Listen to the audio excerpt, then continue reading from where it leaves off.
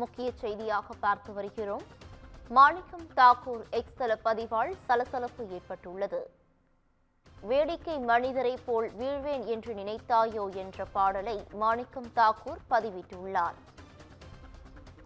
கூட்டணி குறித்து தேசிய தலைமை எடுக்கும் முடிவே இறுதியானது என நேற்று கே.சி. வேணுகோபால், செல்வ பெருந்தகை கூட்டாக பேட்டியளித்தனர். இந்த நிலையில் வேடிக்கை மனிதரை போல் வீழ்வேன் என்று நினைத்தாயோ என்ற பாடலை மாணிக்கம் தாக்கூர் பதிவிட்டுள்ளார். கூட்டணி குறித்து தேசிய தலைமை எடுக்கும் முடிவே இறுதியானது என நேற்று கே.சி. வேணுகோபால், செல்வ பெருந்தகை ஆகியோர் கூட்டாக பேட்டியளித்தனர். இது தொடர்பான மேலும் விவரங்களை வழங்குவதற்காக நமது சிறப்பு செய்தியாளர் கிருபா இணைப்பில் இணைகிறார். கிருபா, வணக்கம். இது தொடர்பான முழு விவரங்களை பதிவு பண்ணலாம். வணக்கம் பவித்ரா. திமுக கூட்டணியில் நீடிக்க வேண்டுமானால் ஆட்சியில் பங்கு வேண்டும் என தமிழக காங்கிரஸ் கட்சியின் 2ஆம் கட்ட தலைவர்கள் தொடர்ந்து குரல் எழுப்பி வருகின்றனர்.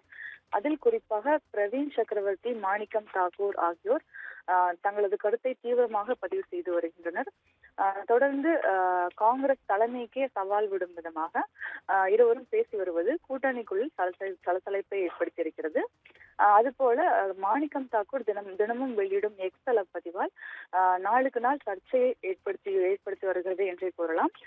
இந்த ஒரு நிலையில்தான் நேற்று அவர் எக்ஸ் தள பதிவில் அச்சமில்லை அச்சமில்லை என்ற பாரதியாரின் பாடலை மேற்கோள் காட்டி பதிவிட்டிருந்தார்.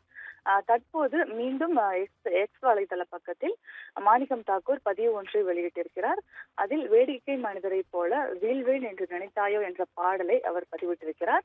கூட்டணி குறித்து தேசிய தலைமை முடிவெடுக்கும் முடிவே இறுதியானது என நேற்று கே.சி. வேணுகோபால், செல்வ பெருந்தகை ஆகியோர் உறுதியாக கூறியிருந்தனர். இந்த ஒரு நிலையில் அவர் தனது பதிவை வெளியிட்டிருக்கிறார். மாணிக்கம் தாக்கூர் பொதுவெளியில் கூட்டணி குறித்து பேசுவதற்கு செல்வ பெருந்தகை ஏற்கனவே கண்டனம் தெரிவித்திருந்த நிலையில் மீண்டும் அவர் பதிவு வெளியிட்டிருக்கிறார். அதே போல மாணிக்கம் தாக்கூர் மீது நடவடிக்கை எடுக்க வேண்டும் என திமுக தலைமை வலியுறுத்தியதாக கூறப்படுகிறது. இந்த ஒரு நிலையில்தான் அவர் நான் வேடிக்கை மனிதரை போல வீழ்வேன் என்று நினைத்தாயோ என்று கூறி தனது எக்ஸ் வலைதள பக்கத்தில் பதிவிட்டிருக்கிறார். பவித்ரா, கூடுதல் விவரங்களுக்கு நன்றி கிருபா.